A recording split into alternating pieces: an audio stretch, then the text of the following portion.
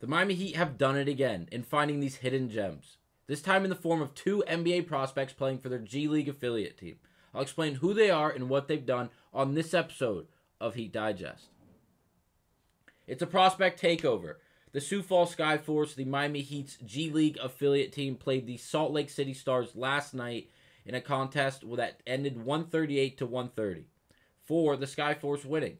Now, it didn't start that well as we started in a 17-0 hole, but a switch was flipped and things started to roll for the Skyforce as they were led by their two biggest prospects, Cole Swider, who added 37 points, 12 rebounds, 3 assists, while shooting 11 of 16 from the field and 7 of 11 from behind the three-point line and also 4 of 5 from the free throw line. But that wasn't even the biggest performance of the night, as his teammate, Alondes Williams, added 55 points, 8 rebounds, and 7 assists while shooting 21 of 30 from the field, including 4 of 6 from behind the three-point line and 5 of 7 from the free throw line. It doesn't seem like that was a G League performance, but they both were. For Williams, it was his career high, and it was a franchise record for a single game scoring record. It was 52, now it is 55 with his performance. It is also his second game with 40+. Simply amazing stuff from Alondes Williams. Now, for Cole Swider, it was his first career double-double, as well as his fourth game with 30+ points, and now the team is 4-0 when he does score 30 or more points. Simply amazing stuff. It should be interesting to see what the Miami Heat does with these two players. I will say the first half wasn't great for the Skyforce as they did start 17-0. They were down 17 to start the game without getting a basket. They didn't look great. And then the second half started, and it was the best part of the entire performance. Now, the third quarter was amazing from both of these guys. They both had 17 in the quarter alone. Collectively, they shot 11 of 14 from the field in that third quarter. For the fourth quarter, Williams had 21 points by himself, including 8 of 9 shooting from the field. Now, it just doesn't seem like a G League level player for these two guys to perform the way they did, especially Williams with 21 in the fourth by himself. Now, the second half in total, the two of them combined outscored the Salt Lake City Stars just the two of them by themselves, 61 to 57. Simply amazing stuff. And again, I'm going to pull open the box score to highlight the shooting percentages. 11 of 16 from the field for Swider, including 7 of 11 from the three-point line. Simply amazing. Just stuff you couldn't even imagine for a G League level player. Also, Williams, 21 of 30 shooting.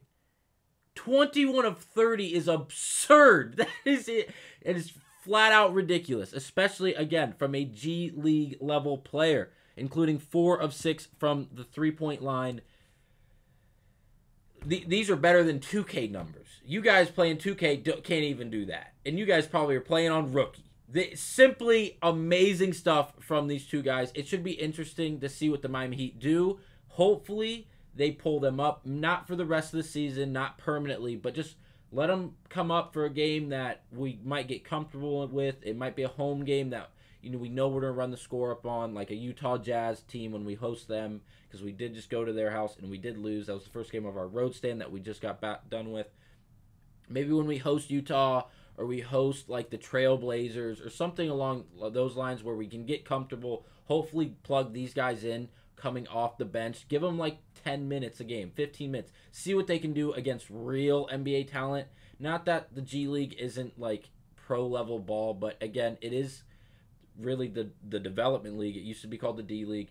Now it's the G League. It's all to be like these players are supposed to be plugged in, see what they can do, see if they can grow, develop, and then get pulled up if they are that good. These two performances alone, just off that one game, I think you can give them a chance. Just see what they can do against the real big guys in the NBA.